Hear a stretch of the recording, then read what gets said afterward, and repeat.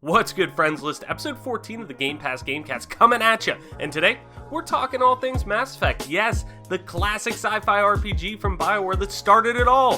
What made that 2007 space epic so damn satisfying to play for both RPG veterans and newcomers alike?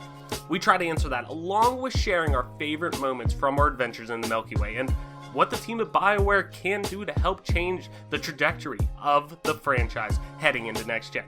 Plus, Bungie has lofty goals for the next 5 years that actually include plans for a new franchise to be launched by the legendary developer. All this and more coming up on the Game Pass Gamecast. Now the fun begins.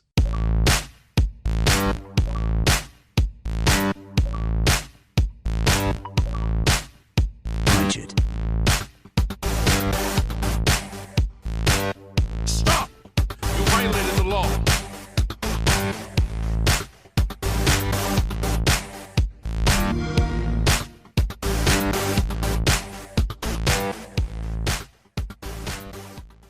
What is good, everyone? Welcome back to another episode of the Game Pass Gamecast. I'm your host, as always, Travis White, aka Travis, on most internet platforms.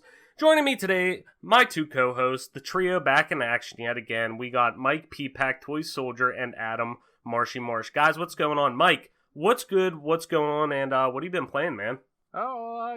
Just doing my thing. Basically, nothing too new or exciting happening over this way. Just been dabbling in some different things. Just playing Halo, switching it up. So Halo, the Halo itch is still there, even though we're now past AC. Not really. I just play it for fun because I'm good at it. Yeah. Some Gears, getting back into CS:GO a little bit. But really just waiting for something to kind of take my attention.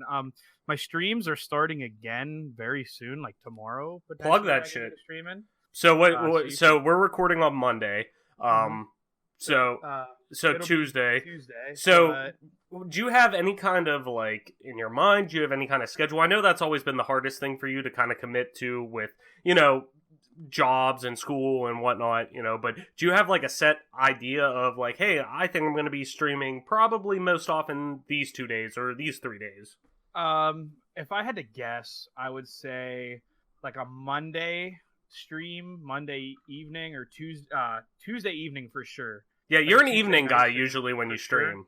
Yeah, always evenings. Tuesday evenings, and if I'm off work, Sunday early afternoons for sure. Okay. I'll get some streaming in on those 2 days, but it's probably going to be Ninja Gaiden Black hard playthrough to finish that. And then we'll go back to the speedrun grind on that game. But it's Spooktober. So we'll be dabbling in some Dead by Daylight. We'll be getting into the Stranger Things DLC. I'll be purchasing the Survivors for sure. And I'll be playing Survivor mostly. Outside of that, we might, don't quote me on this, we might purchase Pathologic 2. Maybe for Spooktober. But we'll be trying to play through Amnesia. We'll play through Resident Evil 2 again. They might dabble in speedrunning that again, even though it's pretty optimized. And the best times are there. I might mess around with that. Well, what about the GOAT, Resident Evil 7? I don't have it. I don't have it for the Xbox. So oh maybe. Shit, you don't. Fuck. Yeah, we'll see. I need to do a actually, you can get it. You can get it. I saw it at one day. I was getting groceries at Walmart, and I was really tempted to buy it for Xbox. I have it on PS4. But it was at Walmart on Xbox for like $10. I was like, oh my god, that's so tempting. Because I think there's like an Xbox One X patch, like a 4K patch or something. And that game's beautiful as it is already, so... absolutely. But yeah, if you see it out there, I'd pick it up for $10. Like, fuck, I'd even buy it for you for $10. If I see it for $10 on Xbox, I'll buy it for you next time I'm out. So I appreciate it. But yeah, basically, that's it. I've been taking up way too much time. So, Adam, what have you been playing, bro? Oh boy, let me tell you.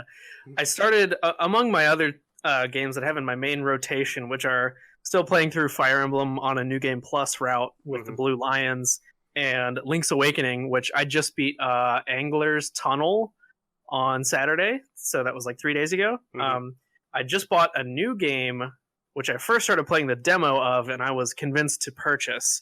It is called Kenshi. It's on Steam, and it used to be in early access, but it has reached full release.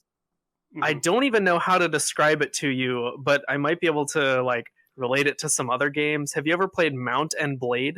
Yes, I know what it watched is. You Yeah. play it. I haven't played it though. Okay, so imagine that, but it's like in a kind of an apocalyptic desert setting, at least for the first part. And the theming is a little bit more like East Asian. Like people carry around katanas and they wear straw hats.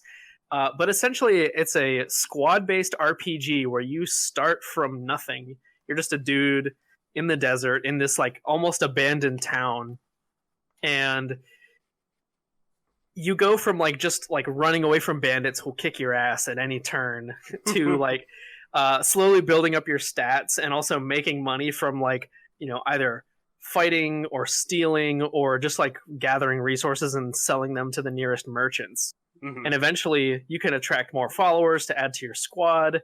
Eventually I think you can even like enslave people that you fight and make them work for you. And it branches out into like almost this RTS style game where you're managing like resource gathering and production and making weapons and equipment for your squads to then like continue to expand. I don't know if there are even quests in this game, but it's like huge open world. I've just been really engrossed in that. Nice. It sounds like you were saying you got pretty far into Link's Awakening too. So Yeah. I think Angler's Tunnel is like the 4th out of 8 dungeons. Yeah, so you're pretty balls deep in it at this point. I've been trying to, anytime I sit down to play it, I've been trying to at least do half of a full cycle of the game. Because, you know, like a Zelda game has like a pre-dungeon phase and then a dungeon phase. So I try to at least do an entire half of a cycle anytime I sit down to play it. Yeah, and that's what's really nice about that game. It's built so well, and I think it's being at heart a handheld game, you know, originally the source material being a handheld game, I think it really plays into the Switch's pick up and play accessibility. Yeah. It's so digestible. I love on the map screen how you can pull up your memories and see like anytime you talk to a character or had a cutscene that gave you a hint of what to do next, you can actually like go back and look at it again. Oh yeah, absolutely. And I'm almost 99.99999% sure that none of those like quality of life things were in the original, and just from playing it, you know, finishing it earlier this year, I don't remember anything like that. Correct me if I'm wrong. Just don't destroy me in the comments too much. But I would be surprised if the Game Boy game had that kind of quality of life thing. But there were some games that they did kind of use, not in that sense, obviously being able to like basically relive full, you know, I don't want to say cutscenes, but like narrative points throughout the game. It was more like a thing, like you could call up Saria in Ocarina of Time and she would tell you vaguely what you needed to do next. Right. Or, you know, Navi reminding you type of thing. You know, something small like that. But no, but that's cool. And I know we kind of talked off the show saying, you know, it's pretty obvious in how we talk to, you know, the Game Pass Gamecast is always going to be a permanent staple in what we do. But we've been pretty vocal about, hey, you know, now that we're starting to gain a little bit of an audience, we want you, the listener, to kind of help shape and mold the content that we give you. So, you know, we kind of, Adam and and I'll get into it as I talk about what I've been playing. You know, I finished Link's Awakening, and we kind of said, like, hey, whenever you're done, let's do, like, a spoiler cast. Let's just kind of run through it, you know, some of the big points that we like, you know, sit down for an hour and just kind of talk our, you know, way through it. But, you know, and that kind of plays into it eventually. You know, I have, as much as I love Xbox, you know, kind of playing into, you know, what I've also been playing, I tried as hard as I could, and I mean completely as hard as I could, to not start a replay of The Last of Us, because I wanted to wait a little bit closer to release of part 2, which is now February, but I was hoping to do it maybe closer to Christmas time, but I had the itch so bad that, like, I was like, I really want to play something. Like, I wanted to start something new. I was like, maybe I've been wanting to play Resident Evil 7 again, because there's nothing really, like, we're in a holding pattern right now for at least the next couple weeks until something bigger comes out. Like, The Outer Worlds is coming out in a couple weeks, and I know, Adam, you're ready for that. I'm ready for that. Oh, absolutely. So, you know, something kind of that isn't too meaty that, you know, I could sit down in a weekend and bust out for a couple nights of playing, but I tried so hard to, but man, I was like, you know what, fuck it. I'm going to get in. I want to do a Last of Us playthrough. I'm just going to do it now. And I mean, I've only played maybe about, 4 or 5 hours of it, back into it. But goddamn, is that game just, it's unbelievable. I mean, this is my, I think, third time I've played through it. I'm doing a New Game Plus on it, which is kind of cool. I've actually, for all the games I played that offer New Game Plus, I've never done a New Game Plus on anything. I don't know why. Probably should from now on, because it's very enjoyable not having to kind of like, you still get all the, huge story beats and different things like that, and it feels just as satisfying, but it's almost like a quality of life thing where, you're not having to sit through and, relearn tons of things each time you go through, in a sense, where you're getting all those prompts that come up again. But point being, kind of circling this back into how I was saying we kind of have aspiration stuff. I'd love to do almost like a limited series of episodes leading into The Last of Us Part 2. And that could even be, people outside of just this show, bringing on like that, because I've been in talks with to get a couple of guests to come on with us and whatnot, and just plans fall through, life gets in the way and shit like that. But that will start happening here relatively soon. But, things like that we kind of want to branch off and do this, and maybe do, hey, Adam and I are going to run a Nintendo show. Hey, me, Adam, and whoever else who plays PlayStation, we're going to do this. Hey, Mike and I and somebody else maybe we'll bring Mike in or somebody to do an esports show. There's a lot of things that I think we want to do with this brand that we have. We just, want to make sure it's something you guys want to listen to. So, but realistically, Link's Awakening and Last of Us are really the only two things I played. Kind of taking it slow for the most part. Just busy with a bunch of shit, and like this weekend with work coming up is going to be just a massacre. I work like every day this weekend. Shout out to college athletics kids. So, but yeah, I'll hopefully, with The Last of Us, I'm not going to rush through that. That's a game that's, to me, so integral to what motivates me to keep pushing cinematics and storytelling in games and the importance the narrative has.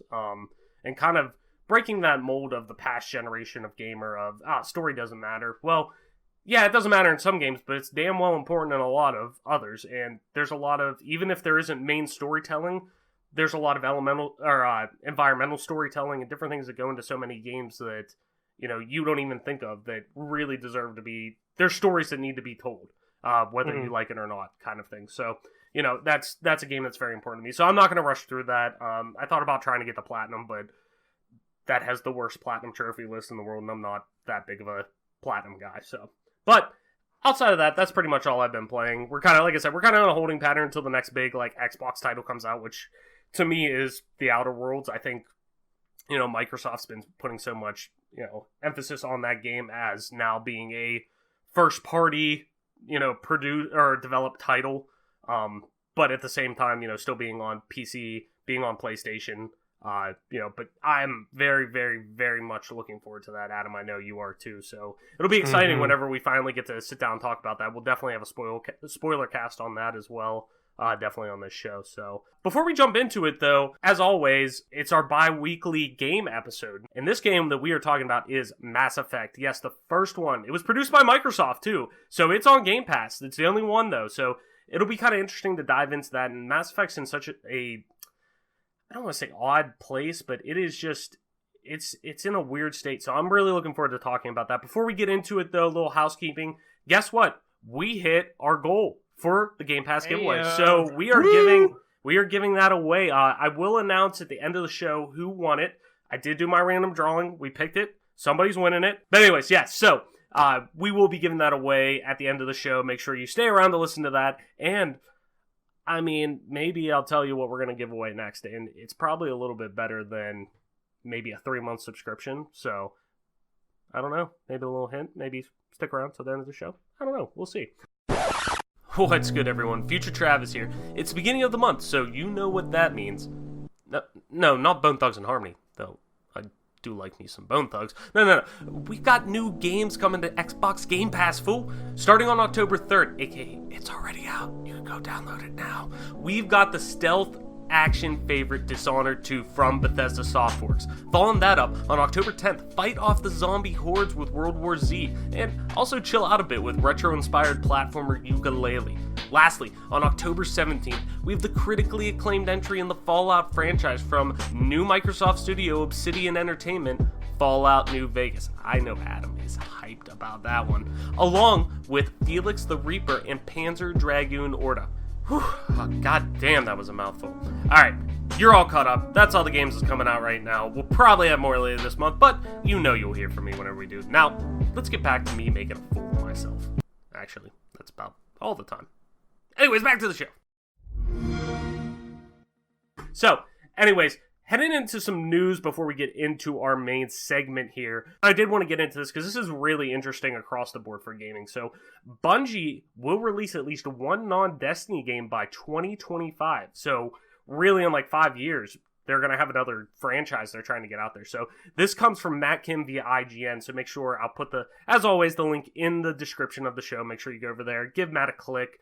Give him a read. So, let's jump into it here. The next expansion for Destiny 2, Shadowkeep, is out this week, and IGN was able to speak to Bungie CEO Pete Parsons about the studio and specifically on its plans to become one of the quote-unquote best entertainment companies in the world by the year 2025.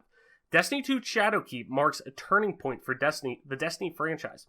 It's the first major expansion Bungie has released following its split with ex-partner Activision.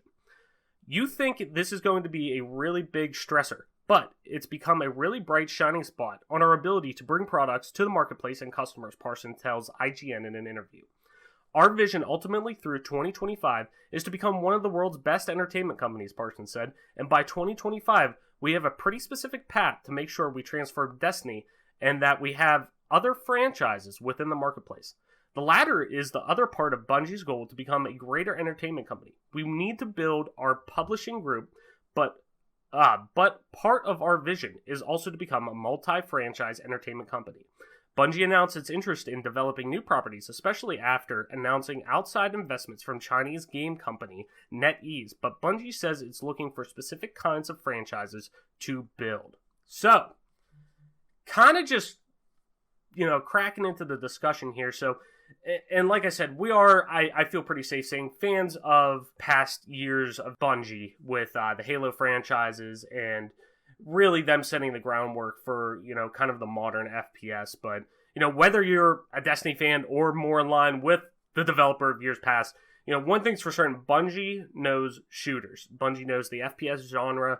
Bungie knows how to implement tight gunplay, all that jazz. So, with that being said, a new franchise is something that I think is really intriguing given their current position as an independent publisher now, being away from Activision and everything, and the freedom that kind of comes along with that.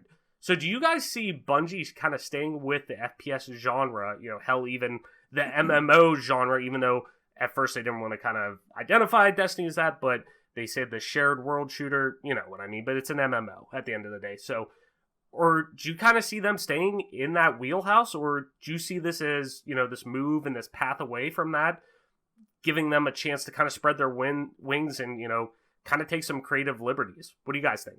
I have not played a lot of Destiny, but just my general impression of this news story is that they probably will stay within the FPS genre. Mm-hmm. What remains to be seen is what kind of property they're going to develop. And before Halo, Bungie didn't make too many games. They had the Marathon trilogy, which was also a first-person shooter. It was more like a Doom clone of its day, but it had Y-axis aiming, so that was an innovation.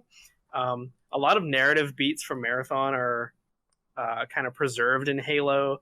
I think it even makes oblique references to those games. Yeah. They also worked on a third-person action game, Bungie West, which was a division of theirs, worked on a game called Oni, which... yeah. I've never seen what that game looks like. I just know that it exists. What's Myth. There was one other game called Myth that they worked on, which I believe was Bungie a real-time strategy. Really? Yep, Myth: The Fallen Lords. No shit. Yeah, they did. Which I've never played shit! That either. Never mind. I'm thinking of Myst. I was like, oh. I'm like, wait, what? Yeah, that's Cyan. No. Yeah, okay. I'm a fucking idiot. So yeah. This game I've seen before, yes. But I thought Myst first. I'm just a fucking idiot. So ignore me. Go ahead, Adam. No worries. But I mean, they have with Bungie being split from Activision, Bungie being independent of Microsoft, they have now a chance to maybe revisit some of their old properties. And like, I don't know if they'd be interested in doing that, but it's a possibility. And so, like, half of those might be shooters, and the other half might be something completely different. So I'm looking forward to see what they come up with. It'll be good to see them kind of step into a different direction after, we've played a lot of Halo games in the past couple of years, and Destiny has kind of been more of similar first-person shooter stuff. So I'm just excited to see something new from them. No, definitely. And I think it really is interesting, this spot that they're in, because really we haven't seen, at least in modern gaming, for sure this console generation or within the past how many years, we haven't seen really a developer like Bungie, somebody who has this massively successful IP like Destiny, break off in the way that they did, where now they're kind of going on their own, they're doing their own thing, where it almost was, granted, now I'm sure they felt, from what's come out, it sounds like they felt a little, I'm sure, pissed off with Activision coming out and saying, oh, well, and that's the problem with, it's the problem with most big publishers like EA, Activision. Destiny has crazy numbers, does crazy financial numbers, all positive, and it's still not good enough for them. Well, we didn't hit microtransaction levels that we wanted. Well, we didn't do this. So, at some point, I think it's great, and it could be a great shift for gaming in general and the landscape for these games as a service. Bungie being such a pillar in that, shared world shooter game as a service, that they kind of said, okay, fuck off. We're good. They kind of took their ball and went home and I say that in a more positive way, that it's like, okay, well, you know what? We don't need to worry about that now, because we have whatever it is, 5 million concurrent players or whatever that crazy stat is that they have, and look at them going free to play, look at them doing all these things that are really, at the end of the day, finding ways to bring in more users to play this game and make them want to stay in this world, not just, hey, you could buy Destiny for $5, but it's vanilla and you get nothing, and, because Activision wants you to get their, crazy microtransactions. No, it's almost like Fortnite now, where it's like, as, I don't necessarily want to jump on the Fortnite bandwagon, but I think they do such a good thing in terms of how they set it up, where, hey, here's the game, by all means, come in and have fun. Like, you don't have to buy anything, you're going to get the same experience, but you can get more. Like, we'll give you a reason why you want to get more with us, and it's actually a rewarding thing. But I think this is I think they do such a good job kind of cultivating this shared world shooter. They didn't want to be called an MMO. I get it.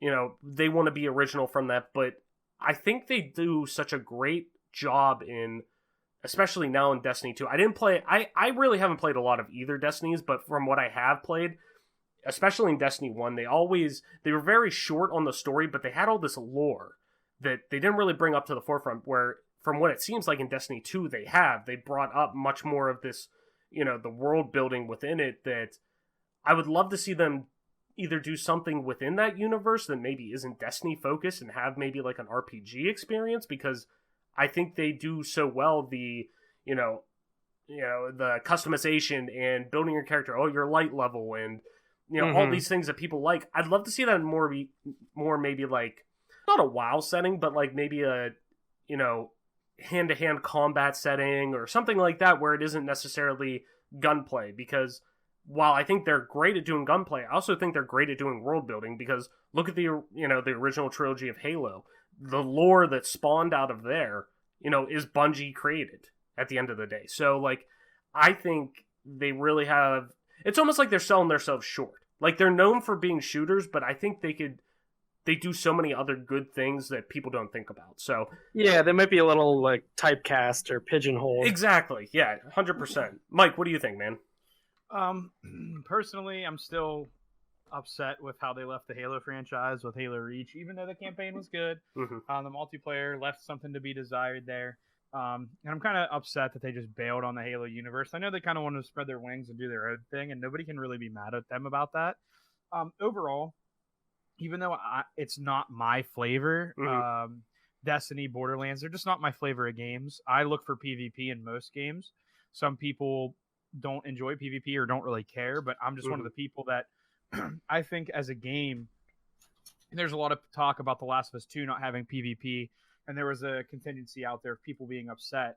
For me, even though there's PvP in Destiny, I don't think it's that fun, personally. So if I can find a game that has PvP and it's fun, I think that there's limitless potential as far as hours consumed in that game. Whereas if a game is just, single player only, I feel like there's a lifespan on it. Destiny always felt like that to me, like there was a lifespan on it. But there's plenty of other people out there that thoroughly enjoy it, which is great for them. Personally, I'm excited for Bungie. I still can't forget that the justice they did to Halo franchise and how wonderfully they did it and how beautiful their storytelling was campaign-wise, how groundbreaking and amazing their multiplayer was for Halo. I can't be upset about anything that they did. Obviously, Reach, as I said, is a sore spot for me, but being being the biggest, I think what was the quote exactly? That they want to be the biggest entertainment company company by 2025. That's a lofty goal, and bonus points for them shooting for the stars, but they have a long way to go. As a developer, they obviously have a really good track record of releasing amazing games, and people enjoy them thoroughly.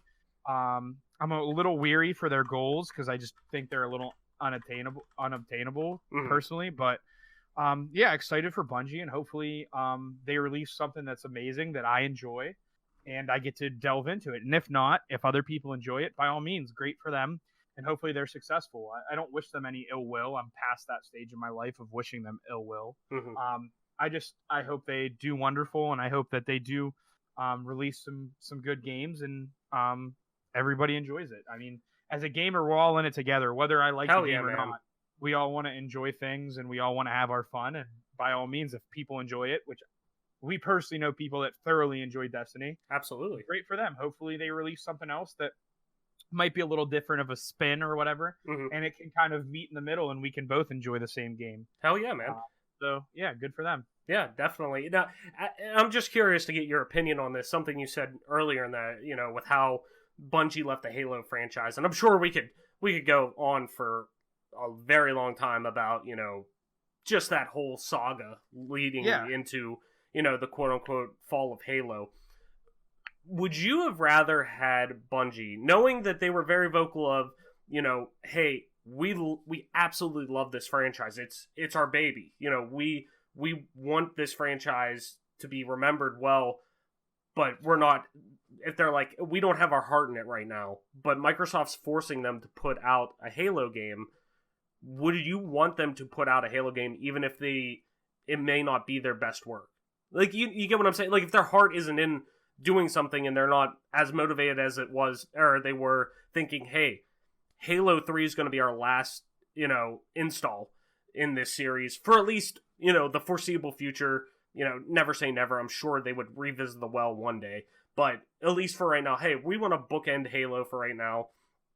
Still leave the door open, but hey, we're good with this right now. Let's try something different. And Microsoft's like, no. We want to milk the cow a little bit more, which, hey, I get on their end. But, like, you as such a diehard Halo fan, would you have wanted them to keep making Halo if you knew that maybe they weren't completely all in on it? Just real quick, out of curiosity, because one day I'd like to actually sit down and have like a full-length discussion about that with you. Personally, if I would have rather them just not release Reach and them just had us continue playing Halo 3 and maybe giving us like a mod kit for Halo 3 that we could have done different things with the maps and created a little bit of like something a little different, personally. But I don't mind the campaign story that they told with Halo Reach. It was fantastic. It was beautiful. And don't get me wrong, that was terrific. But personally, it's just a situation where the level of gameplay that we got from the multiplayer in Halo Reach single-handedly just like sunk Halo esports to grounds unseen since the beginning. And personally, I would have just rather them release the campaign only for Reach, said you're not getting a multiplayer, given us a mod kit or whatever, and said go crazy, or you didn't want to do multiplayer. Here it is. Because what we got with Halo Reach, people might disagree, Bungie themselves might disagree, but I just think that it was like Destiny beta to me is what it felt like. It just felt really weird and different, and I feel like it was them setting up to create something for Destiny, and they treated it as like a beta or like a testing situation to see what they could do. And it's just the way it is, and that's how I feel about it. And yeah, I mean, I would have rather them just cut ties with the series as a whole before they damaged it the way they did. Yeah, no, definitely. And that's just speaking from someone who's so passionate about the esports. No, absolutely. No, I totally get it, man. I was just curious what you thought on that. Because I would like to actually sit down and one day have a conversation, like a full-fledged kind of deep dive on, where maybe Halo went wrong as a IP, I guess. Yeah, and like a lot of people, me included, I'm very positive on the trajectory of Halo right now, comparatively speaking to what we've had. It can't get any lower. That's the thing. No, but from what they've given Halo, us, I think it's so far is pretty good, or at least in a direction where I think a lot of fans across the board want to see, not necessarily one sector or another of the fan base. Maybe that's just me, but yeah, no. As an IP, I thought Halo did tremendously well with the campaign. Like I said, there's nothing wrong with the campaign. I'm not upset about the campaign at all. It's just in the Invasion, like I feel like me and Adam could log in and play Invasion together and have tons of fun. Yeah. And I'm a competitive guy and he's not, and we could kind of bond together through that experience. But competitively speaking, with the bloom and everything else, it just left a lot to be desired in a competitive standpoint, and I would have preferred it just never been released. But I'm not going to beat a dead horse here. We'll move on. But yeah, I mean, we'll save that discussion for another day. But yeah, that's just how I feel. No, definitely. Yeah, we'll definitely pull on that thread at one point, because I would like to actually have a discussion about that. That to me is really interesting. So anyways, let's move into our main segment, guys. It's our game of the week, and we're talking Mass Effect. The first Mass Effect, numero uno, baby. This is, well, technically I would say pre-EA, but EA bought them like right before it launched, but being a, quote-unquote, independent game coming in and being a Microsoft published game, this is still on the Xbox. You can get this on Xbox Game Pass. It is right there because it's still, I guess Microsoft still has the publishing rights for it. But it's really interesting, having this game on there and no other games. It's really cool. So before we get into it, as always, you know me, I got your breakdown, the facts right off the bat here. So originally released for the Xbox 360 in 2007, Mass Effect is an action role-playing video game developed by BioWare and published by Microsoft Game Studios and EA. The game takes place within the Milky Way galaxy in the year 2183, where civilization is threatened by a highly advanced machine race known as the Reapers. The player assumes the role of Commander Shepard, an elite human soldier who must stop a rogue agent from carrying out the Reapers' galactic invasion.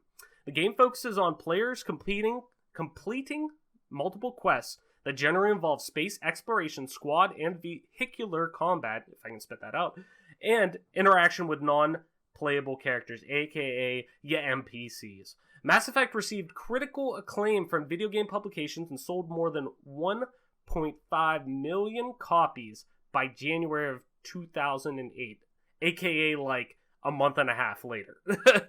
Critics praised the game's interactive storytelling and cinematic design, but criticized its unbalanced combat mechanics and poor AI. The game received several year-end awards, including Best RPG at the 2007 Spike Video Game Awards. Holy shit, do I feel old remembering the Spike Video Game Awards. Yeah. Shout out to Jeff Keighley back in the day, man.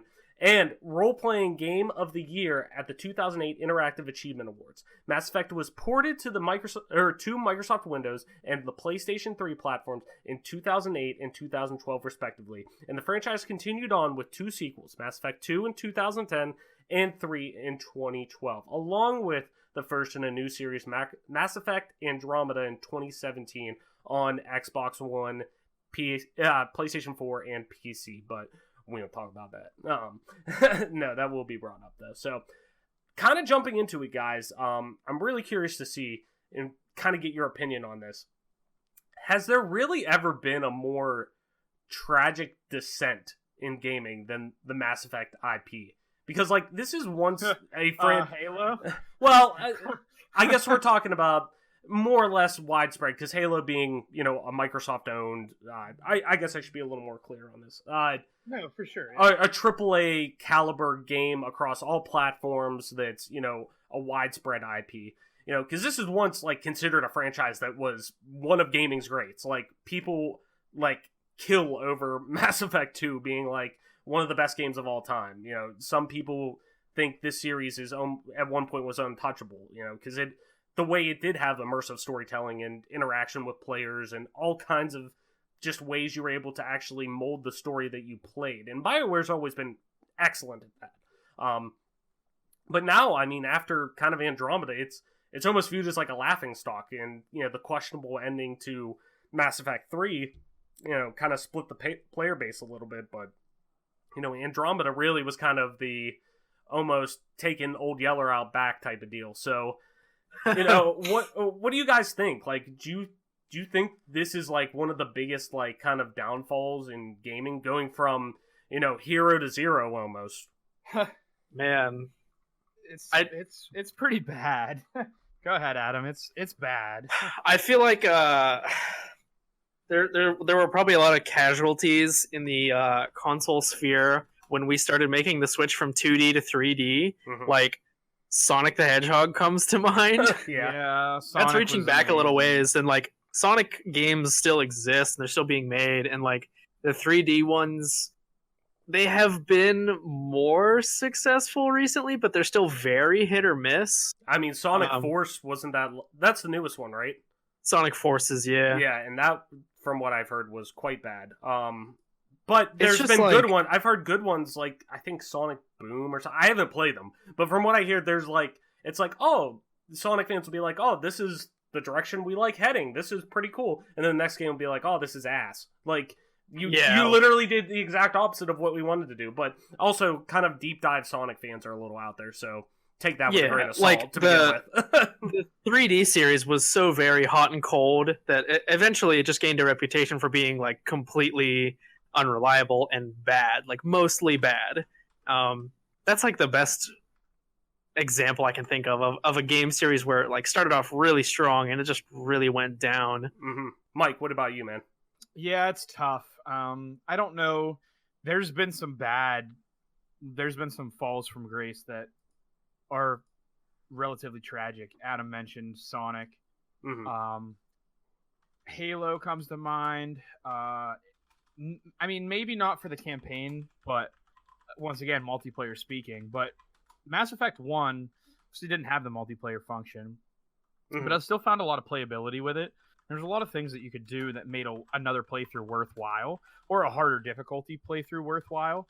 Personally speaking, I can't for sure say it's the worst fall from grace, but it's up there. I mean, if there's a top 3, and I can't even begin to give you them, because there's a lot of games that come to mind personally, but yeah, I mean, it's up there. It's just it's really sad, because after Mass Effect 1 and Mass Effect 2, it really seemed like the only way was up. Mass Effect 3, decent game, but they came out talking about how every single one of your decisions throughout the entire story is going to, create an ending for you that's going to be unique. And maybe other people will replicate that ending, because there's only so many choices that can be made in a game. Right. But by and large, you were going to get something that, based on the choices you made, you were going to get a tailored ending, and that wasn't the case. They weren't. And BioWare always has kind of done that, especially like if you look at Dragon Age. That's like one series that I've always wanted to dabble in, because I love the high European fantasy style of RPG. But it's a game that it's a franchise that literally everything you do from like Dragon Age Origins to Inquisition, like, they give you the option, like, on their website to, like, plot out the whole thing and keep track of your story. Because, like, in previous like games on the same system, you could like bring over your save file. It'll read your save file and like, oh, you made these choices. All right, we're starting you off, which is great. But like, Yeah, at the Mass same Effect time, did that too. Yeah, it's same with Mass Effect. Yeah, I thought so. But it's like that's awesome, but it's almost like a butterfly effect of like, well, yeah, I made one decision that I didn't like 2 games ago. Now I got to live with that for a whole nother game, like a whole nother 40 hours or whatever, if not more. It was probably like not a good promise to make from the get-go. Like maybe one game, you know, from the span of one game, your choices can matter. Like, and I can definitely see that. Like, and I know you guys haven't finished Gears 5 yet, have you? No. Okay. No. So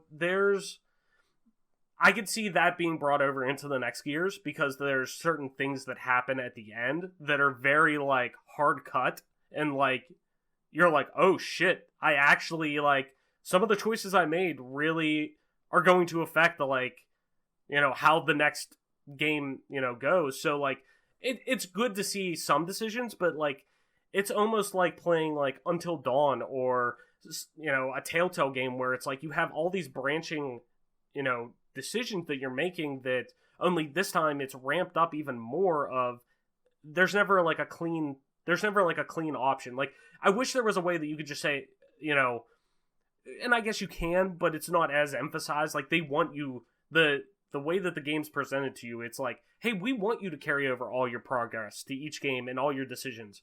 Well, to me it's like, okay, yeah, that's cool if I want to do that, but like that shouldn't be, to me at least, that was always my thing where it's like I like the immersion, I like the idea, but maybe not make it the like optimal main way to do it.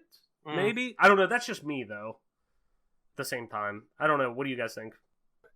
That's basically like treachery ahead for game devs. Yeah, Basically, what you laid out is a really slippery slope that I think at that time, you know, devs were finding themselves slipping down because they were trying to promise these really immersive, fantastical games to gamers to get them to purchase them, and they just really weren't able to deliver at the end of the day, whether it be manpower, time to develop the game, or just what the game engine could provide them. They just weren't able to follow up on their promises, and that's gonna get a fan base and group of people that just don't trust you and don't trust your product at the end of the day. And when you run into something of that nature, it's really hard to come back from. And what BioWare did to follow up with their mishaps of Mass Effect 3 was come out with Andromeda. And like we just won't even talk about it because it was that bad. Yeah. But you're already on the table, you need to be resuscitated, and then you just put a dagger into your own heart, basically. And it's just like, that's just the way it is. That's how it wound up. That's how BioWare will go down in history unless they revive the series and come out with something better. But yeah, I mean, it's just like you said, it's just, there's no reason to promise all these lofty goals and promises if you're never going to be able to follow through with them. All you're doing is setting yourself up for disaster, because no matter how good of a game you make, if you promise things that you can't achieve, people are going to remember those promises you made and failed to follow through on. No, I totally agree. We'll circle back around. There's a point I want to touch on, but, you know, I want to keep this upbeat. This is a fun show. This isn't supposed to be beaten. You know, we're not punching down. We're not doing anything like that. We're just also throwing out the facts of how this franchise is kind of viewed right now. But let's keep it upbeat. Top of your head, you know, gut decision. Adam, let's start with you. What's your most memorable experience with the first Mass Effect entry? I feel like the defining moment for the beginning of that game is when you report back to the Citadel and you're standing before the council giving your testimony about what you saw on Eden Prime. Is that the planet you start on with the first mission? And you're giving your account of the main bad guy, Saren, who executed the other Spectre, who was like supposed to be evaluating you. And he's basically like using his clout within the council to deflect and say, oh, this is ridiculous, I would never do that kind of thing. But as a Spectre, he doesn't have a lot of oversight, and he's this rogue agent, and you're just trying to like basically fight the system and prove your case. it sets the protagonist and their crew up to be kind of the underdogs and like fighting against the prevailing story, and it just does a really good job of establishing I guess the arc of the conflict for the rest of the game. Like everything you do after that is to try to get evidence against Saren, to try to pin everything on him, to understand more about like the vision that you saw from that weird artifact. Mm-hmm. No, definitely. Mike, what do you think, man? If we're not talking about like gameplay, if we're just talking about in general memories, I just know that I borrowed it from my brother's friend. Yeah. And my brother's friend basically messaged me on Xbox, was like, just keep it, dude. I don't want it back. I was like, sick. I got this game. And then Adam came over and I was like, dude, check out this game, Mass Effect. Like, pretty sick, man. It's just something different. And, we started playing it and we just had a blast with it. Mm-hmm. And probably my memories are playing through with Adam.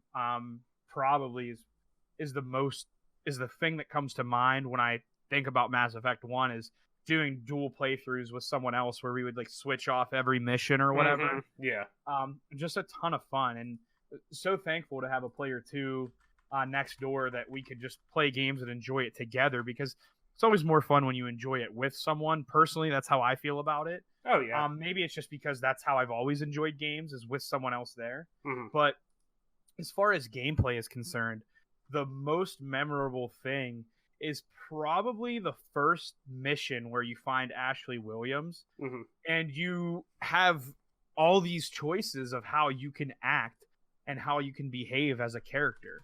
And, in other RPGs to date, whether it be like Diablo or whatever, you didn't really have an option of what you said to the NPCs. You kind of did, because you could just choose to talk about things, but you never had a way to actually just speak to one of the NPCs and could kind of create this persona or personality.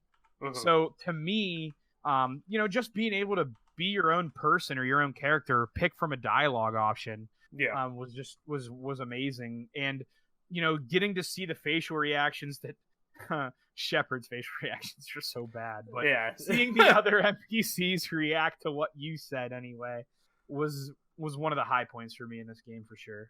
No, absolutely. And just like the shooting, it felt good. Like, it felt skill based. You could really shoot and do your own thing. It felt good. Like, being a good player benefited you. Yeah, you were rewarded for skill. Like, it was actually exactly. If you sat down and learned the mechanics, you were rewarded with something. It didn't just kind of keep it all like even keel across the whole thing, which can be good in some games where it doesn't necessarily, you don't need skill. But even in a game like this, where it's an RPG focused game where you're building up this character, at the same time you're building up skills that require skills, actual talent to be able to use them. So like, having a game that actually rewarded you whenever you did succeed with actual talent and skill was refreshing, comparative to a lot of games that, it doesn't matter, we'll help you, here's a little extra aim assist type of thing. Like, I thought Mass Effect really kind of balanced and walked that tightrope really well, personally. But it's great to see an RPG where you have kind of multiple classes or like play styles you can adopt. There was like tech, biotics, and straight up guns that you had at your disposal, and like most RPGs do have kind of like a 3 flavor or more like class systems. You can decide how do you want to approach problems, but I mean, a lot of them being either turn-based or whatever, just like, it's just about like the flavor of numbers you want to go up and stuff like that. But like with Mass Effect being an action game, you actually had to like, there was dexterity involved in like using your biotic abilities or lining up the perfect sniper shot, because it had like reticle sway, and there was an ability where you could hold your breath or something. Yeah. So it's cool to see an action game with a variety of play styles on offer that aren't just like, what flavor of damage do you want to do? Yeah, absolutely. That's definitely. And if I kind of had to pick one like memorable experience from it, I kind of have a similar one to you, Adam, because I first played this game back in the day, kind of in a similar situation of Mike's. Like, I had a cousin who let me borrow it for a while, and like, it didn't really stick the first time, even though I love deep space, sci-fi based experiences. For some reason, it didn't click at first. Like, I played it for a little bit, and right before I gave it back to him, I was like, I might as well give this another try. It's been sitting here for a while. Played it and actually got hooked on it. Never finished it originally, but then when I got, which is crazy to think, when I got my actual first like true gaming PC a couple years ago, I bought the trilogy on like cdkeys.com or Steam or something like, I can't remember, but I actually like kind of did a quick playthrough of the first one, and it was like that first, like you were talking about, whenever you first come back from Saren and whatnot, like that, I was like, oh shit, I don't remember it being this kind of deep and having this much like, you know, depth to the dialogue and choices and different things like that. Very like, deep. Yeah, like I just didn't remember that. I was like, why did I sleep on this? Like, so it's really such a cool, it's a game that kind of throws you right into it. Like the mystery starts kind of building right off the bat. So it's really cool. So moving on to the next question I kind of have, which, you know, I think Adam, we've kind of talked about before in this talking about quote unquote hardcore RPG fans. You know, while many, you know, of these quote unquote hardcore RPG fans, mainly PC gamers, were familiar with BioWare and, you know, some of the projects they had beforehand, they really didn't become like an at-home name until Mass Effect. Like, people knew KOTOR 2, they knew, you know, that game and being a successful game, but I wouldn't necessarily think they were like, oh, we know who BioWare is, until Mass Effect exploded and kind of with the boom of the 360. So, you know, why do you think it was Mass Effect that took off? Why do you think it was this project that made, you know, BioWare become this actual juggernaut at that time of, you know, when people think RPG or when they think narrative, they think BioWare. They think of being able to mesh those two, where, you know, even casual gamers, you know, what made Mass Effect click with so many people on such like a mass populist spectrum, like where other BioWare titles didn't. We kind of talked about it briefly in our memories of the game, and you know, you kind of went on about some of the different aspects you really enjoyed from it, how deep the story is. Or I went over how you could make choices and it would, like, it actually affected your outcome of your, like, this is perfect because it really is a game that transcended the RPG universe because of what you said, the deepness of the lore and the story. My discussion about, you know, how you could interact with the NPCs and how it would change your relationship with said NPCs. You could have relationships with the NPCs in your group based on how you treated them and how you behave. You know, Adam saying when you come back and you kind of get double crossed by his name's Saren, by Saren, you know? Yeah, you got it. The sci-fi side of it. The warp gates that you had where you could travel to these distant lands in a snap of a finger. All these things that kind of went together in a pot, and when you got finished brewing it up, it was gold. At the end of the day, you threw a bunch of these ingredients together, and when you melted it down and you know, drank it, it was like drinking liquid gold. The sci-fi side of it with the shooting and the RPG and the different races and the stories that came from the different races, it made it such a deep game that for 2007, it felt like you were in 2019. It's like games we should get now. Mass Effect 1 was that game. Yeah. The level up depth, all these things that happened in that game are games we should get now.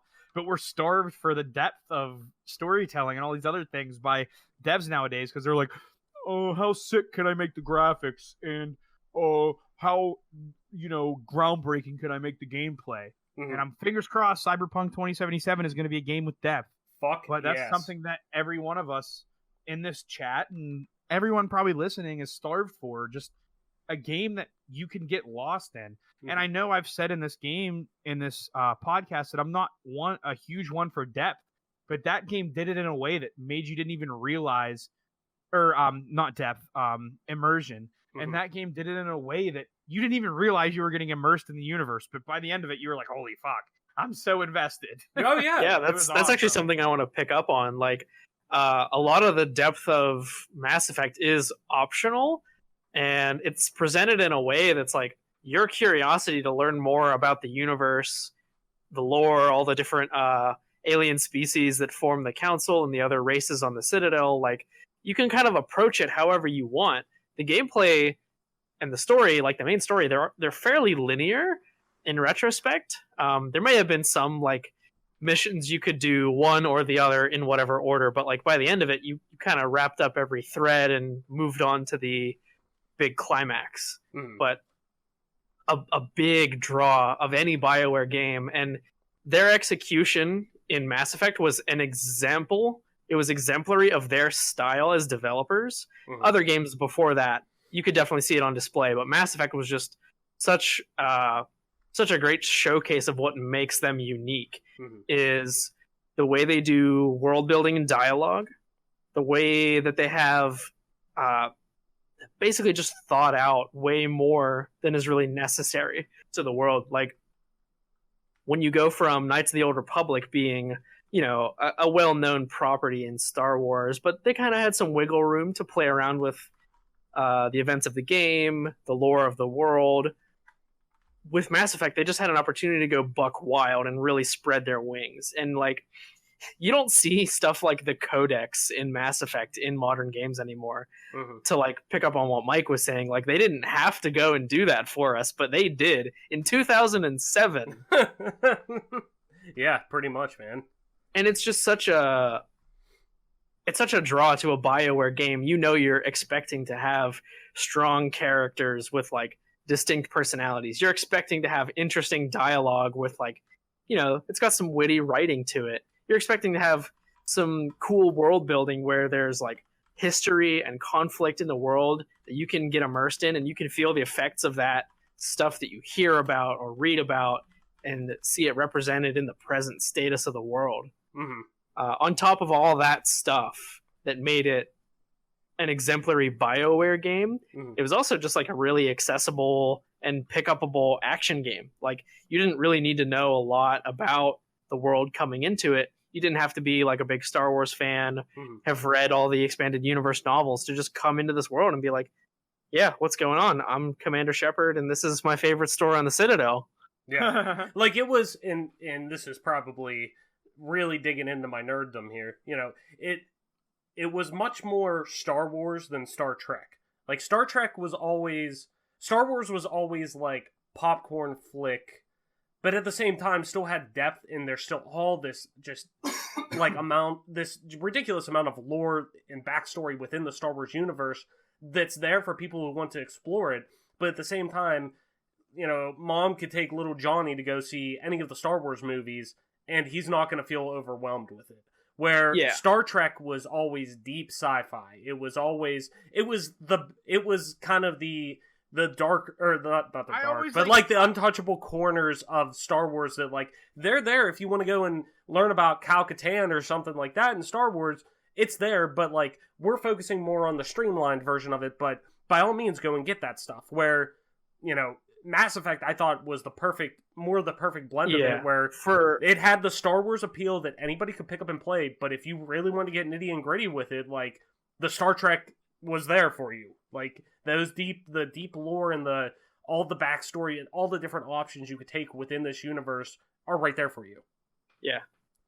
I'm sorry, Mike, go ahead. No, all I was going to say about Star Trek is like the nerdy nerd.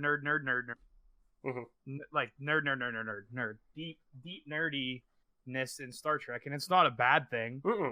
But you're right. It's just like that's kind of how Mass Effect felt. Like just super deep into the sci-fi realm, which the way they did it worked out perfectly. Yeah, I've heard the comparison made as like Star Wars and its contemporaries, like things that are similar to it. You could categorize as more of science fantasy, where it's almost indistinguishable from like a typical hero's journey type epic. Yeah. And the sci-fi is like the futurism and the technology and stuff is more of just kind of set dressing.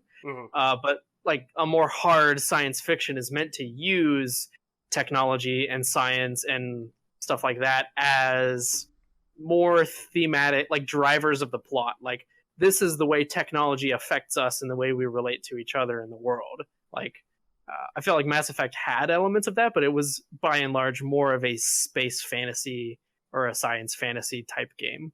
Yeah, no, definitely. I could not agree more. I think that's actually a good, you know, kind of comparison between the two. I think I mean, hit the head on it. categories are only as useful as they are, applicable to something, and there's always exceptions and edge cases, but I think that's an easy way to think of it. No, definitely, 100%. So I know we kind of I touched on it a little bit earlier in the show, but with this now being a multi-platform, triple third-party title, but at first this was really kind of envisioned as a 360 exclusive or an Xbox really exclusive franchise for at least the foreseeable future. I'm sure whenever they first got done having Knights of the Old Republic 2 on Xbox, and that kind of leading the way in BioWare wanting to stay on Xbox and kind of develop games for it because they love the hardware that kind of went along with it. But, as we kind of talked about, after being unveiled as an Xbox 360 title and being kind of a centerpiece for that, right before launch was when EA bought up BioWare, and BioWare became then a third-party developer, and under EA being such this big video game production or publisher on in the gaming landscape. But we talk about a lot Microsoft's commitment to growing first-party exclusives and playing the seeds for having kind of a similar impact that Sony does with their console exclusives on the PlayStation platform, moving into next gen. So even though BioWare was purchased back in 2007, right before the launch of Mass Effect 1 and whatnot, the early impact it had on as an Xbox exclusive was pretty unparalleled. Like, this was almost like what we're seeing, how Mike made the comparison to Cyberpunk, kind of what we're seeing right now, but only as an exclusive leading up to that. Do you think the title would have carried enough weight that it would have made an equal impact if it was, say, a PlayStation exclusive or a PC exclusive? Do you think it would have carried that weight in kind of mainstream gaming? Or do you think kind of being touted as this centerpiece with the Xbox 360 and its kind of first reveal event and whatnot, and kind of be touted as, hey, this is a reason to buy an Xbox? Do you think it was kind of right time, right place for them? Or do you think that could have happened anywhere type of deal? I don't know, it's tough. I guess the PS3 sold more units, so technically you could use that as ammunition for an argument that it would have done better on the PS3. But you gotta think too, with that though, that was later on that the PS3 ended up selling more. I mean, that was the reason why it sold more was because really PlayStation 4 came out and did all these things that people just wanted to get into the Sony ecosystem at its end of its life, and they sold them for next to nothing. But PS3 barely sold anything probably right around this time. It was still kind of selling peanuts. I think that it was, I don't know how hard the port from Xbox 360 to PC would have been.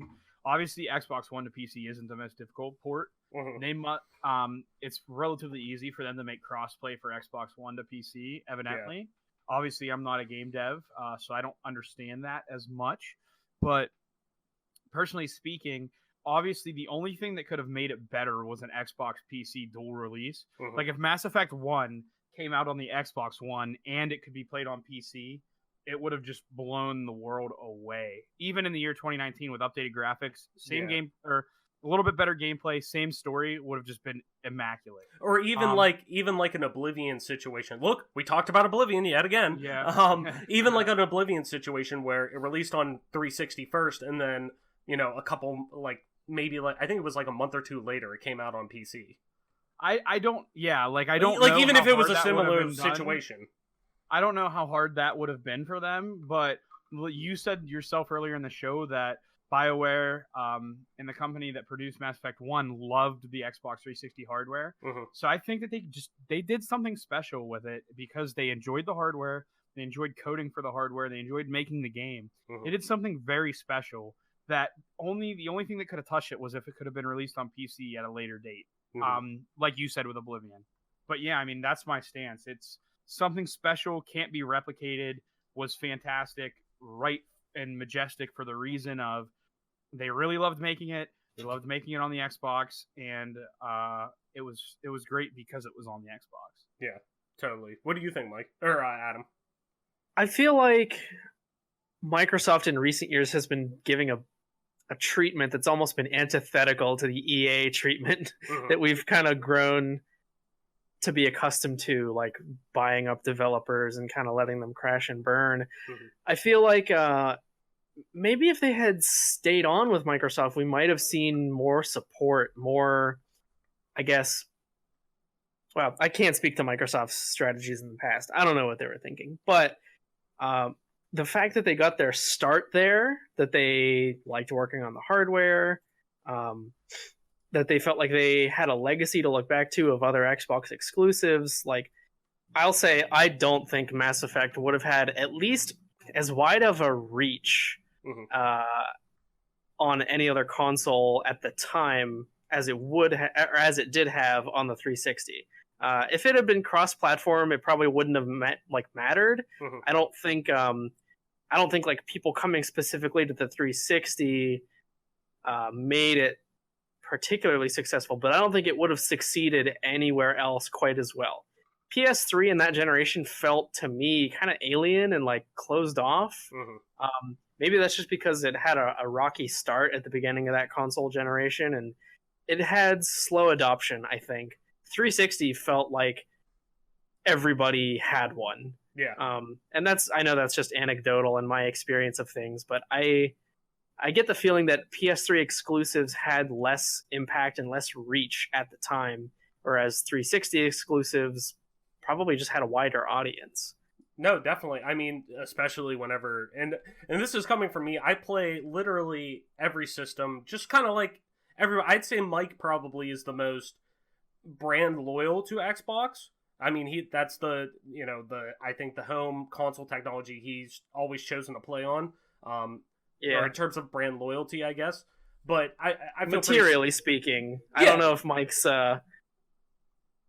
got like so much love that he's uncritical. Right, no, 100%. I mean more or less that he's been attached to the Xbox brand. Like, that's been his go-to for home console gaming, where you and I feel have been a little more like open to, not open, but I mean like just, we've kind of played on everything, I guess. Like, we're not necessarily, I don't think, hey, I just got to get on Xbox because I love Xbox. And there's nothing wrong with that either. But I'm saying this more as just somebody who plays on everything. Like, it was fucking stupid of Sony to come out and say, hey, that generation coming off of selling a bajillion PlayStation 2s, kind of like, I mean, like, we're talking Wii numbers, like, it was in everybody's home because it was a DVD player as well, like, coming off that to then be that cocky to be like, hey, yeah, we're going to launch, this PlayStation 3, which is ridiculously hard to develop on. Nobody wants to develop games on it because it's so hard to get games on it. And yeah, it may be somewhat powerful, but we're going to charge $600, base price or whatever for it. It was $500 or $600 base price. And people are like, no, I'm good. Like, I can get just as much quality, if not more, for 2/3 the price or whatever. So I agree. Like, adopting, like, it definitely had, the PlayStation did have the early adopters, but I definitely think just the fact that Microsoft was able to kind of showcase this, I don't think it would get the same effect on PlayStation because of the titles they were trying to push and the direction they were pushing. I don't think they were pushing RPG experiences like Xbox has, because I felt like Xbox has always been very so, parallel in a lot of ways to PC gaming. They've always wanted to have the first person, known for being first person shooters. I've always thought of Xbox as being one of the homes for RPGs, which now is kind of expanded and you can kind of play a good RPG on everything, but like, they were always known for having the kind of the quote-unquote hardcore RPGs on it. A very PC experience. So, no, I totally agree with you. I think I align with you in terms of thinking I just don't see it being, at least selling gangbusters right off the bat as it did. Because, I mean, 1.5 million copies in 2007 in a month and a half for an exclusive is pretty wild. I mean, that's no peanuts, man. That's pretty crazy. Absolutely. So, like, if it had been cross-platform, probably would have been just as fine. But if it had been limited to the PS3, I think we're in agreement, would not have done as well as it did. Absolutely not. So, last topic here before we move into the Gamecast Casino, which I know Mike's ears perking up at that. I kind of want to pull on a thread that Mike brought up earlier, and it's how would you revive Mass Effect? Like, I mean, we're at the point now, like you were saying, it was kind of a laughing stock. It's, how do you resuscitate? It's on the table. You're zapping it back to life. It's flatlining. It is flatlining after, especially like with how big of a flop Andromeda was. I never even played Andromeda because I've stayed away from it. Now, granted, I've heard it's better now with a lot of the updates they did, which is crazy. They actually like didn't just completely cut the cord with that and like cut their ties and move on. But they did update it, and supposedly it's a lot better, but there's an asterisk next to a lot because I don't know how you can make, the actual like skeleton of a game better. Especially in a post-patch launch, but like with how big of a flop that game was, paired with kind of the like toxicity that's surrounding like publishers, specifically EA, where you're going to get a Mass Effect game from, would Mass Effect even get kind of a fair shake in the modern gamer's eyes today when it's definitely going to come back? It's inevitable that we're going to see another Mass Effect game, but when they eventually take this off ice, do you think it's going to get a fair shake? And if it does, how would you bring it back? How would you revive Mass Effect? I think we're at an interesting point in history because right now, Mass Effect is flatlining on the table. It's not like Sonic that I mentioned earlier where, over a series of bad games, it got a reputation for being bad and it's, functionally considered like barren ground. Mm-hmm. Right now, we're in this liminal space where the future is uncertain. We don't know what the next Mass Effect is going to be. So I really like this question. Mm-hmm. I feel like obviously they're going to have to start with what went wrong, right? Like mm-hmm. just the skeleton of Andromeda seemed to be broken. It wasn't just the technical hurdles that they had with facial animations. Mm-hmm. It was also just people weren't connecting to the story the way they did with the original. And that's a tough hurdle for any series coming off of the end of a trilogy it kind of ended on a rocky note, but like at least at the end of the trilogy you were still working with characters and locations and story beats that were familiar and beloved. Mm. It might take some introspection on the devs' part to be like, what can we do in our position from, being a bit of a joke right now, being a bit of a punchline? What can we do to appeal to what made Mass Effect a success in the first place? And I think that starts with coming in with no assumptions, almost like starting from scratch or going back to your roots type of thing. I think that's the approach that would work right now. Because obviously everyone who's booting up the 5th installment of Mass Effect is going to be like, oh boy, what are we in for this time? And they're going to turn a lot more of a critical eye to it. So just trying to start as fresh as possible to distance yourself from the failures of the past and try to tell something new in the same setting. Obviously, it's got to be a Mass Effect game, but I don't know. Tossing it over to Mike, what do you think? I don't know. There's not. I guess maybe playing on the hearts of those who died. As far as fans in the game, I just think that it's going to be really tough to come back from the mess they made, because they could have rebounded from Mass Effect 3 with a quality game, but they just really didn't do a good job of that, clearly. So to me, I don't see much of a way they can dig themselves out of this hole without someone giving them a ladder. Maybe doing like a prequel, and I don't even know if you could do that. The story isn't really good. Maybe just pretending like the first 3-4 games never happened and doing something different completely so like a total reboot. Yeah, you would have to do a total reboot. You can't pick up where you left off with this game. You know what they could do? They could knock a remake out of the park. They could cut their teeth that way. Make a slow. Yeah. It would have to be a rebuilding year, or make it to where you follow Ashley Williams instead of Shepard, and that would be about the only way you could do it. Just change the flavor of it completely would be the way I would think they would have to do it. So you're talking, Adam. So you're talking like Final Fantasy VII remake style, like complete from the ground up remake with like the same spirit within it, but only for a brand new audience in a brand new perspective almost. I'm not even saying they have to take it that far. I'm saying really? they Okay. could have an easy win by releasing a remaster. Oh, I mean, okay. I'm sorry. I thought you feel said like remake. A remake, remaster, yeah, I might have minced my words there, but like, I think they would have to put in a little bit more work than just like updating resolutions and textures. You know, it would take a little bit more elbow grease to bring the original Mass Effect up to snuff for like a current gen or even maybe a next gen release. But it would be a good way to get people comfortable with Mass Effect again, to be like, yeah, I remember why these games were good in the first place. And you know, there's definitely more sympathy. There's more love for the earlier entries in the game than probably 3 or Andromeda. So like, start with what was good. Yeah.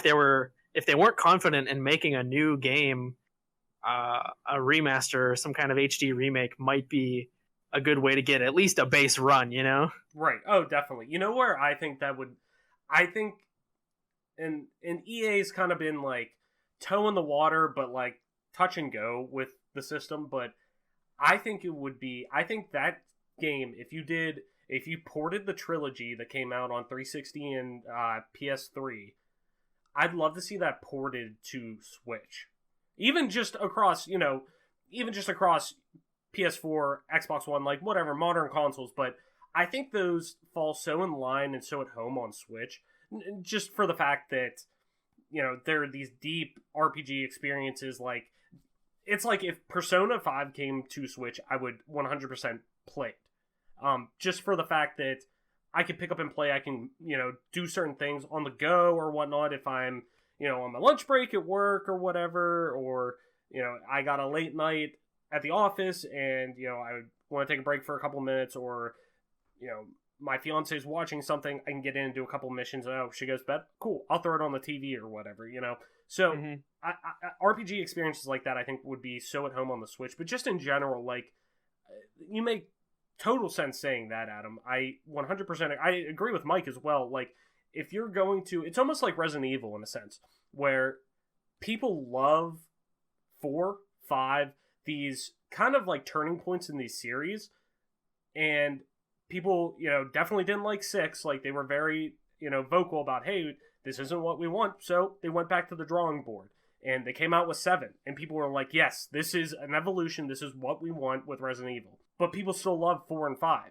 So kind of like what they were doing with Resident Evil, bringing back, hey, we're going to start porting over Resident Evil 4 and 5, like, to modern consoles, just to kind of see how you feel about Resident Evil, and then we're going to unleash what we've been working on with Resident Evil 7, and then people were like, okay, yes, you've kind of built our trust back up a little bit with... Yeah. And I think that's just the biggest thing. Like, EA in general, the modern gamer does not trust EA. I mean, no matter what they put out, which kind of makes me feel bad for the uphill battle that the newest Star Wars game that's coming out, Jedi Fallen Order, it's gonna kind of face, because Respawn Entertainment is an awesome developer. I know we've played Apex a little bit, but the way that they approach that too, they don't do it in the Fortnite method of it's always ongoing.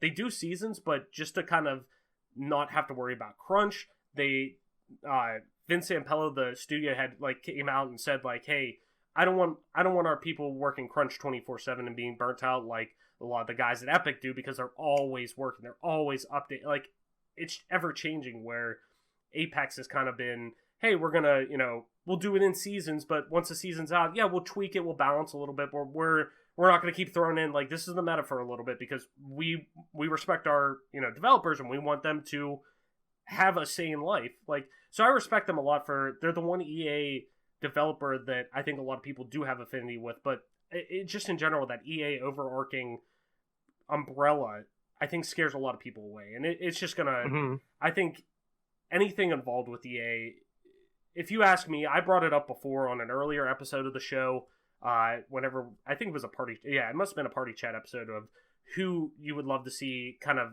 get together with, like, I think it was like what you would like to see brought back. And I know I said I'd love to see Microsoft publish another Mass Effect game.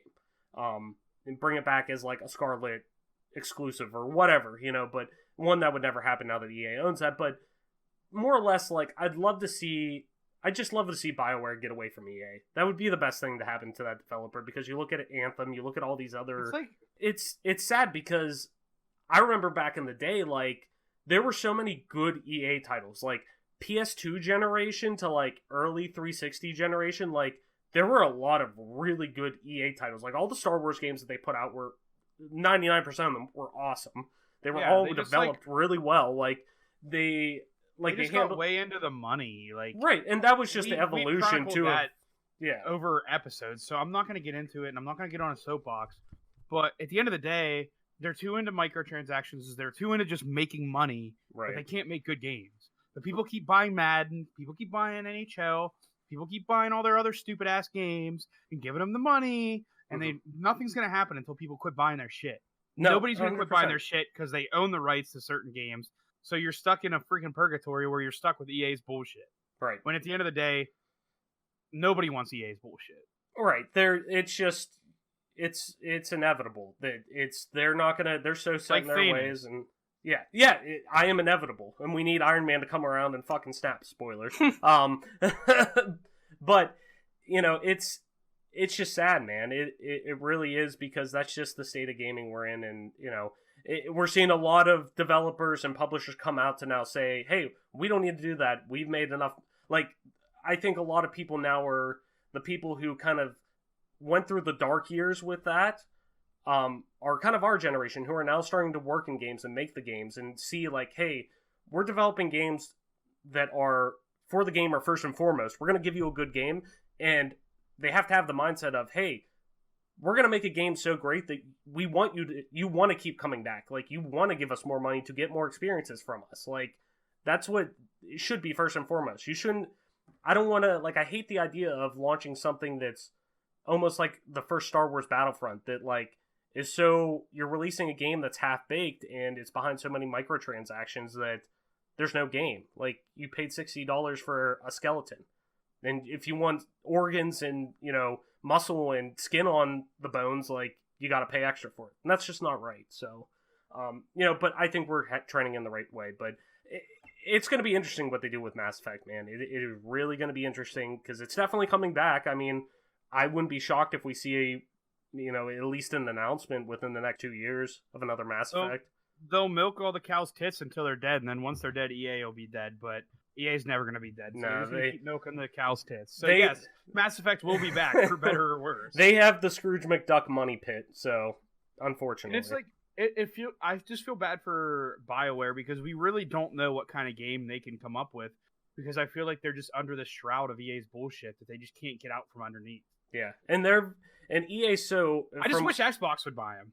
Like, Microsoft's spending so much money on devs, just buy BioWare. Hey, I mean, all of a sudden you're in the money. I think there was a big rumor going around at one point that actually, from what I've heard, had some validity to it, but I don't think it ever got past actual discussion.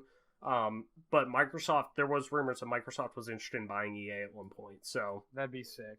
Because they have the money. I mean, they have all the money in the world, and Bill Gates is, like, he's smart enough to realize, especially in recent years, he's kind of talked about, like, he sees the impact that gaming's had on technology in general. Like, he's smart enough to know that, given the right deal, that would be, I think, a smart investment. But so, anyways, let's move into the Gamecast Casino. Hit that music, baby.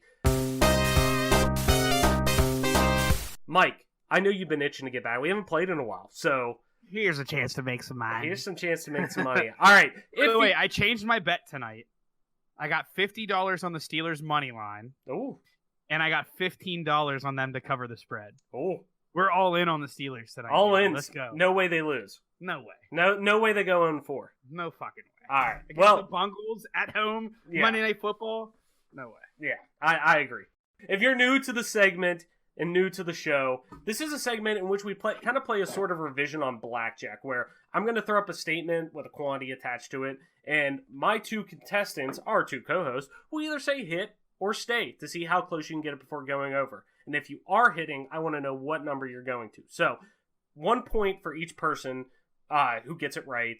5 questions, winner take all. type of deal in terms of getting, points and whatnot. And we do have a tie-breaking question, and that'll be, whoever hits that one, if we need to go there, will win it. So, guys, are you ready to play? I'm ready. Ready. Let's do it. So, first statement. Mass Effect 1. No, all these are I'm gonna say Mass Effect. It all means Mass Effect 1. So, we're only talking about the first one. Mass Effect has 4 weapon types.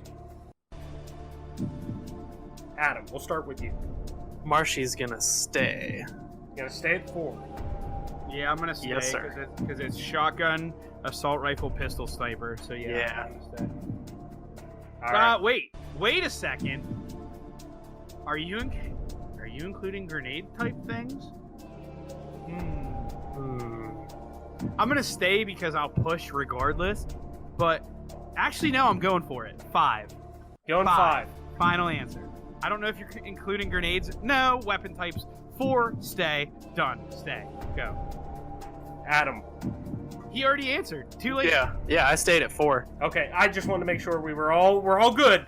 Yeah. No, you can't let him go back after I. Oh, I don't want to hear from you. You're always like, there, final one. So, no. Final answer, bitch. What's the answer? All right.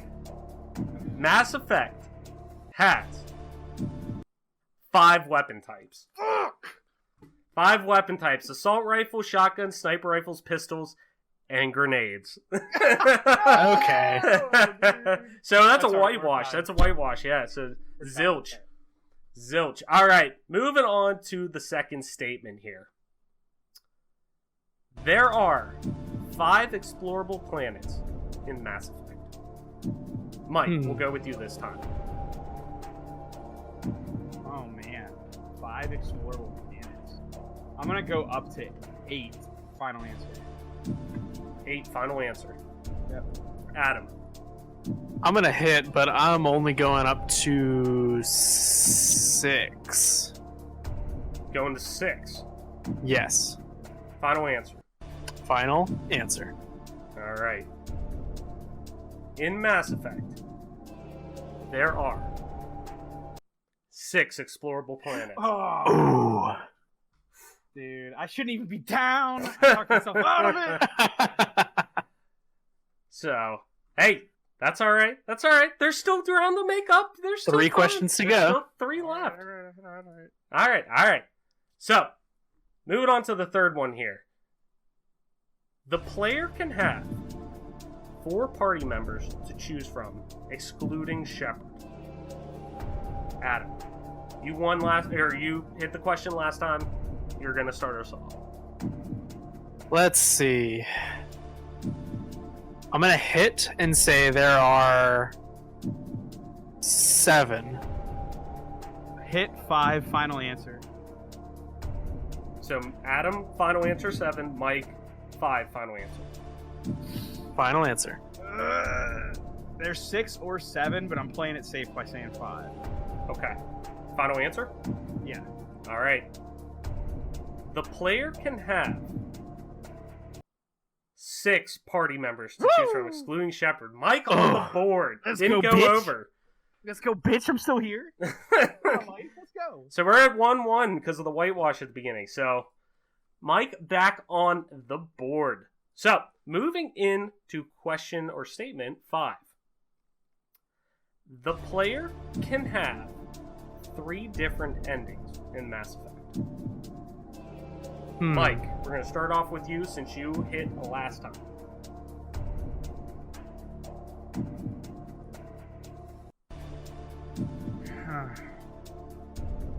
Three endings. Are we counting partners? What are we counting with endings? Can you give me a little bit of a definition or expansion of your question? Just End game. Yeah, just end game. Like the ending, what happens at the end of the game? I'm gonna hit. I'm gonna go to 4, and that's my final answer. Okay. Actually, no, I'm staying. Oh my god! You just said final answer. You just bitched about Adam earlier. Okay, 4, final answer. That's fine. No, I already said final answer. Nope. We're playing by the rules. 4, final answer. I'm gonna hit and go up to 5. Final answer. So, Mike, what was your final answer? I said 4, final answer, so therefore I'm locked into 4. Okay, Adam. You got one. 5. Give me 99. Okay. All right. The player can have 3 different endings. I fucking knew it. But you fucking told me I Since couldn't we both go back. went over, is that a wash? That is a wash. I knew it, and So I couldn't go back. We're tied going into the final question, man. A 1-1 tie. Can we just talk about briefly, can we talk about the integrity of this player? What? Who? Of Which me. player? The integrity. Me. Get the fuck out of here with this, Bro, I said 4, final answer, tried to go back to 3, which was the correct answer, but you called me out for calling Marshy out, so I went back to the 4 and knew it was wrong. Continue, okay, mode. You guys think Mike is competitive? Do you think he's competitive? Continue, good old game host. I got a pizza to pick up. all right. For the sake of the Is pizza. it Jimmy Novotny's? No, it's Falbo's. No pizza. No pizza. Okay. All right. For the sake of the pizza, let's head into the final question here. The original Mass Effect has sold 2 million copies on the Xbox 360. Adam, we're gonna kick it to you since Mike started last time. I'm gonna bump that number up because that's a rookie number. Okay. Now we're talking. Remember, at Xbox 360 only. 360 only. Is it worth my while to pick anything besides an integer number Are we of talking millions? about total sales? Total sales to date. That's, or at least what was available from the statistics I pulled. Okay. And that is. Hear my question, Travis. I'm sorry. Go ahead, Adam. Is it worth my while to pick anything besides an integer number of millions of copies? Or do you think there's wiggle room for decimals? There's wiggle room for decimal. I would go. This is what I'll say. We're looking. It's a decimal number between, now, but there are integers with it. I'm not saying that, but I'm saying you could definitely give a decimal number. All right. I'm gonna say 5.5 million copies on the Xbox 360. 5.5. Final answer. Final answer. Mike, what do you got? Hit 6. Final answer. Hit 6. Final answer. So Marsh, you better be right, because I'm taking this home, baby. The original Mass Effect on Xbox 360 sold 2.8 million copies. Really? Yep. It's the most recent sales number. Okay. So that's a whitewash. So we're going into our tiebreaker. Our 1-1 tiebreaker. Wait, wasn't that the tie-breaking question? No.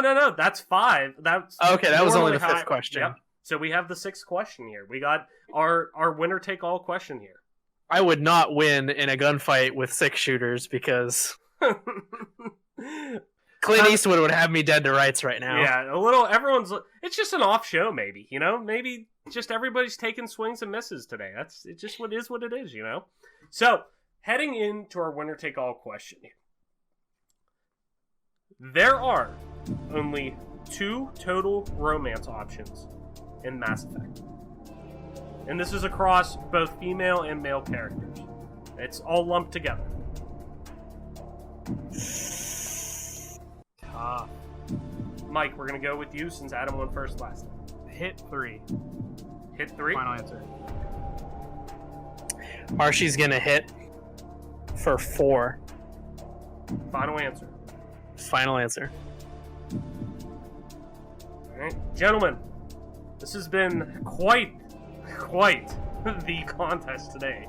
A knockdown, drag out round. I don't necessarily put a positive connotation on that, but because it's been a few swings and misses. So there are only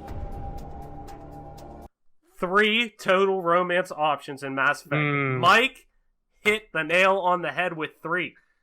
Tali Ashley, and then there's a dude you can Yep. be with, which is cool. But Yep. like, So let's go! whether you pick male or I'm female, flexing. you get I'm the. flexing so hard, baby. Let's go. So if you Wait.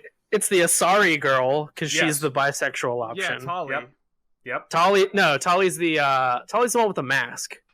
Oh, yeah, you're right. The Asari girl. The With blue skin girl. yeah, Lara? Yeah, I forget what her name is. Yeah, But it's anyway. yeah, Liara, I think. the blue skinned like alien girl that you can romantically interact with, to say the least. Her, and then the like male female equivalent for if you choose male or female. So, like in terms of like there's a human that you can interact with. It's Ashley and then Kaiden Alenko because Yes, one yes, of yes, them yes. dies. Yep. Spoilers if you haven't played the Spoilers. game. Spoilers for, a 12-year-old It's like in the first hour. Yeah, it's very early that something like that happens. But there you go. Mike is our winner this week. Mike back on the board. Dude, I So think what's we're that bring the tied. season We're total tied. up to? We're tied. I believe it's now 2-2. All this Okay. shit talking, all this editing Adam's fucking head on Stone Cold Steve Austin. Just letting you guys know, I'm here to play with the belt. I'm coming for the belt.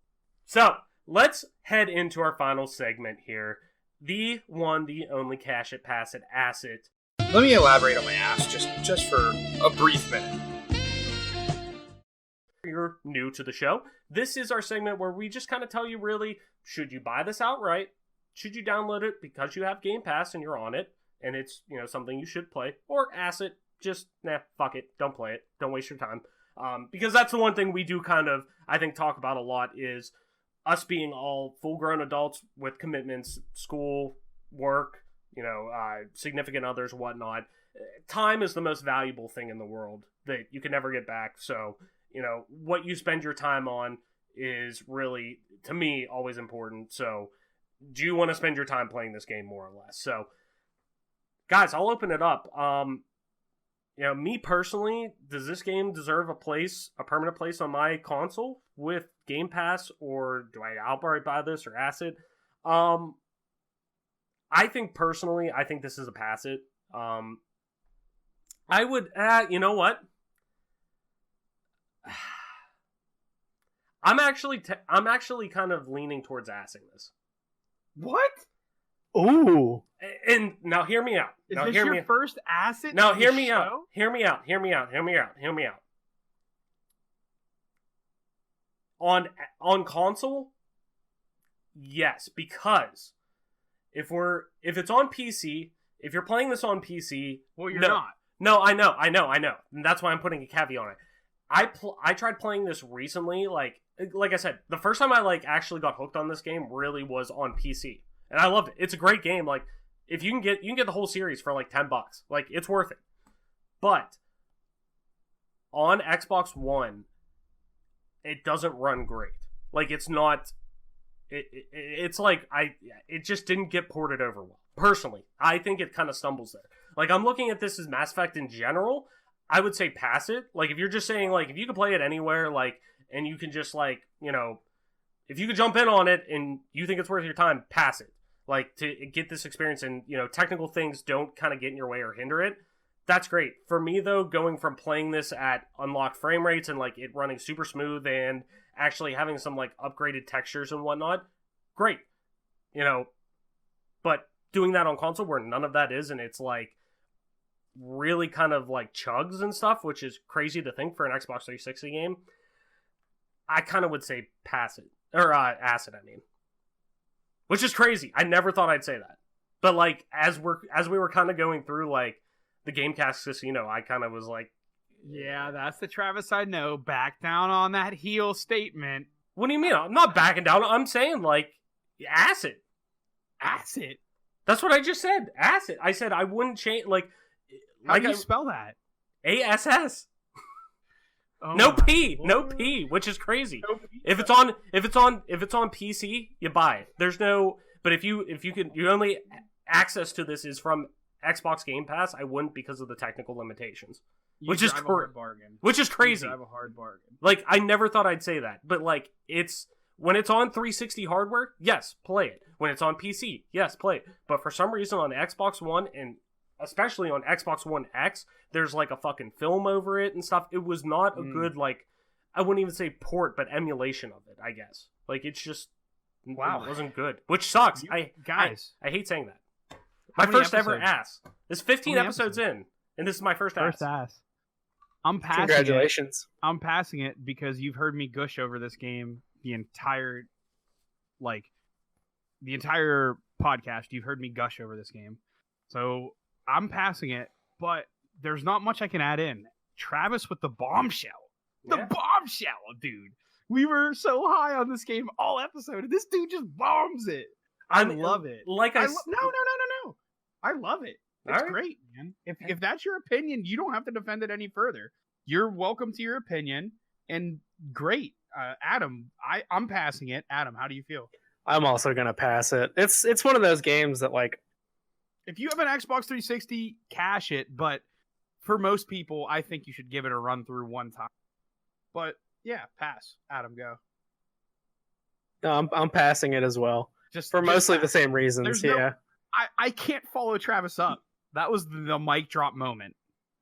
I caught Travis. you guys off guard. You guys probably thought, oh, here's Travis. He's just going to cash it again or pass it or whatever. Like, he'll Cash just, it or pass it all like, the time. here's- man. here's, you brought the fire. middleman Travis, just, hey, whatever, hey, all Yep. games are good in their own light and blah, blah, blah, blah, blah. No, I, like I said, prefaces. I love this game. I do. I really do. But, like, if you're playing it on Xbox One X, or Xbox One in general, which is probably the most accessible way to play this game right now, outside of playing it on PC. If it's on PC, great, buy it. If it's on 360, great, buy it. But if you're playing it on Xbox One, which is probably the most accessible for the most amount of people, I just wouldn't do it because of the technical, like, limitations on it. Like, that game should run at 60 frames per second, period. Like on Xbox One. It's not that bad. No, it should flat out run 60 frames, locked at 60. Like, it's a last gen game that's 12 years old. They should have optimized it a little bit better. Like, period. I'm not pushing back. I know, but I'm just respect saying, your- like, I want people to and know your this is a great game, but just the way that you're going to be able to play it, or at least the way that we're talking about it from experience, it's just not the best way to play it. Okay. So I wouldn't waste your time over it right now.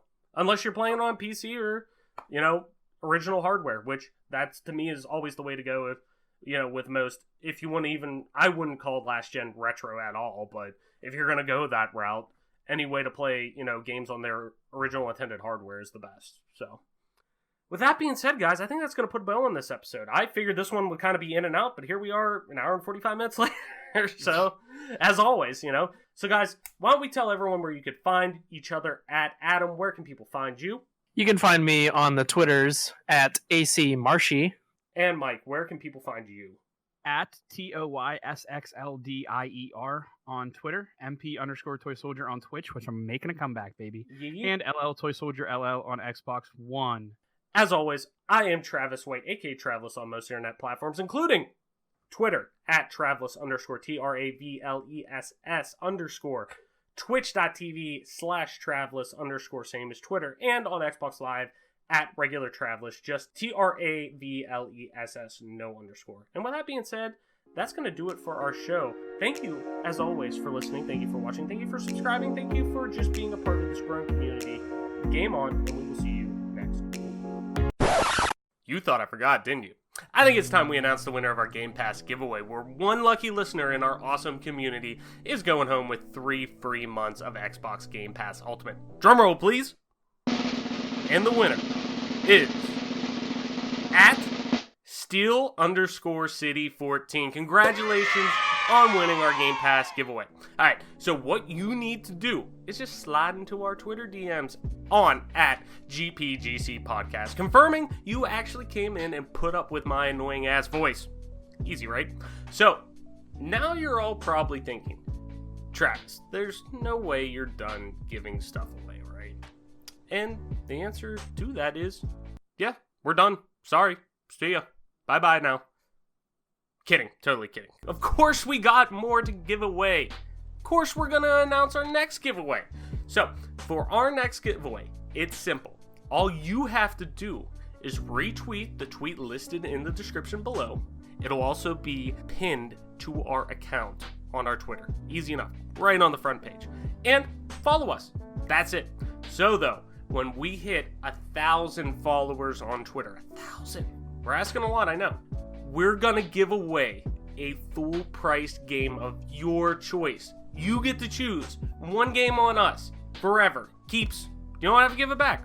There's a lot of good stuff dropping soon, like Jedi Fallen Order, Doom Eternal, Death Stranding. Yes, we play all consoles, even though this is an Xbox show, you clowns. So, this is a big one, alright? Again, congrats to @SteelCity14 on Twitter for winning our Game Pass giveaway. And as always, thank you so much for being a part of this growing community. Game on. And now we will really see you next week.